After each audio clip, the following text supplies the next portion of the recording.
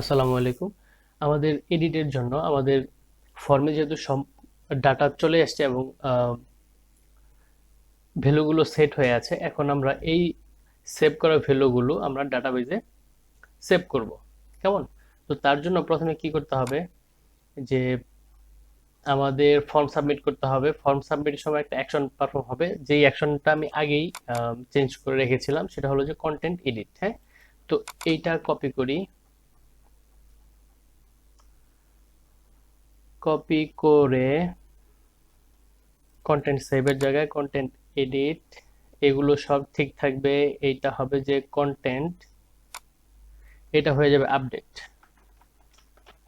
Update এবং এখানে কিন্তু আমাদেরকে ফর্ম তো আমরা পাস করবই, সাথে আমাদেরকে আমাদের কন্টেন্ট আইডিটাও পাস করতে হবে। তো আমরা অন্যান্য যে মডিউলগুলো করেছি, সেখানে আমরা যেভাবে আপডেট করেছি সেই ওয়েটাই আমরা ফলো করব। তার জন্য আমি সাব ক্যাটাগরির এডিটে যাই। এডিট, এইখান থেকে আমি এই অংশটুকু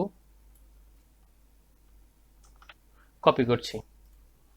কপি করে আমি এইটুকু যদি এইখানে এইভাবে দিয়ে দেই, এইটা হবে হলো কন্টেন্ট আপডেট এবং এইটা হবে হলো কন্টেন্ট আইডি। ওকে, এইটা কন্টেন্ট এবং কন্টেন্ট অ্যাডেড, এটা হবে যে আপডেটেড সাকসেসফুলি। বাট এই কন্টেন্ট আপডেট এই নামে আমাদের কিন্তু এখন পর্যন্ত কোনো রাউট ক্রিয়েট করা হয়নি। এই নামে আমরা একটা রাউট ক্রিয়েট করব। তো ওয়েব ডট পিএইচপি তে চলে যাই। এখন অন্যান্য আপডেটের জন্য যেরকম মেথড রাউট ক্রিয়েট করেছিলাম, এইরকম একটা রাউট আমি কপি করে নিলাম এবং এডিটের পরে এটা হবে যে কন্টেন্ট আপডেট, রাউটটা হলো কন্টেন্ট আপডেট, কন্ট্রোলার হলো কন্টেন্ট কন্ট্রোলার আপডেট এবং এটা হবে কন্টেন্ট। তো আমাদের রাউট কমপ্লিট। এখন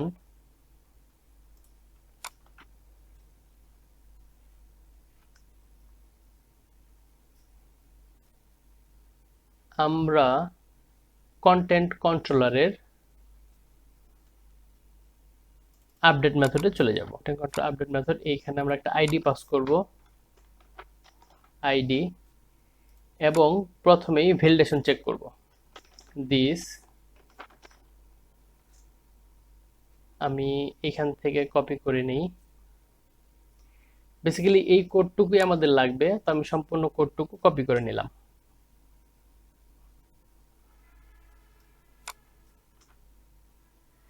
কেমন? ভ্যালিডেশন নিয়ে নিলাম। এইখানে একটা বিষয় খেয়াল রাখতে হবে, যেহেতু আমি আপডেট করছি, তাহলে এইখানে আর অবজেক্ট ক্রিয়েট না করে আমাকে যেটা করতে হবে সেটা হলো কন্টেন্ট ফাইন্ড আইডি। কেমন? এবং যদি আমাদের ফাইল আপলোড হয়, শুধুমাত্র তখন কন্টেন্ট ফাইল থাকবে। এছাড়া আমরা কন্টেন্ট ফাইল এই কলামটা আমরা আপডেট করব না। ঠিক আছে? তো এখন যদি এই অবস্থায় থাকে, এইখানে হলো content this route params content ID form. Okay, সব ঠিক আছে। সেভ দেই, ডান। হ্যাঁ, এখন যদি একটু রিফ্রেশ করি এবং দেখি যে আমাদের সব ঠিকঠাক মতো কাজ করতেছে কিনা, নেটওয়ার্কে যাই। যদি এখানে একটা ইউআরএল দেই, এগুলো এরকমই রাখলাম, জাস্ট একটা ইউআরএল দিলাম। কেমন? যদি সেভ ক্লিক করি, ওকে, এখন যদি সেভ দেই, রিলোড দেই, ওকে, এই তো আমাদের ইউআরএল কিন্তু আপডেট হয়ে গেছে। এখন যদি আমি আবার এডিটে যাই, সাপোজ আমি আমাদের সাব ক্যাটাগরিটা চেঞ্জ করব। আমি এটাকে দিয়ে দিলাম ইউনিভার্সিটি এবং সাব ক্যাটাগরি হলো প্রোগ্রামিং ল্যাঙ্গুয়েজ। এবং আমি একটা ফাইল নিলাম, হলো সাপোজ এই ইমেজটা নিলাম। ওকে, এখন যদি সেভ করি, ওকে, ইউনিভার্সিটি পিএইচপি ল্যাঙ্গুয়েজ, ওকে। এবং এইখানে যদি চেক দেই সবকিছু ওকে, তার মানে হলো আমাদের কন্টেন্ট, অ্যাড, এডিট, ডিলিট সবকিছুই কমপ্লিট। এবং একটা ইম্পর্টেন্ট জিনিস যেটা বলতে ভুলে গেছিলাম, আমরা যখন ডাটা ডিলিট করেছিলাম আমাদের কিন্তু কন্টেন্ট কিন্তু একটা দেখাচ্ছে, হ্যাঁ, বাট আমরা যখন টেবিলে যাচ্ছি আমাদের কিন্তু কন্টেন্ট দেখাচ্ছে দুইটা। তাহলে আরেকটা দেখাচ্ছে না কেন? আমরা যখন সফট ডিলিট ইউজ করেছিলাম, সফট ডিলিট ইউজ করা মানেই হলো যে ডাটাবেজে ডাটা থাকবে বাট অ্যাপ্লিকেশনে শো করবে না। আমরা ডিলিট করে দেওয়ার পরেও, না ডিলিট না হয়েও কি হবে, এই ডিলিটেড অ্যাড এইখানে একটা ডেট পড়বে যে এই ডেটে এটা ডিলিট হয়েছিল। কেমন?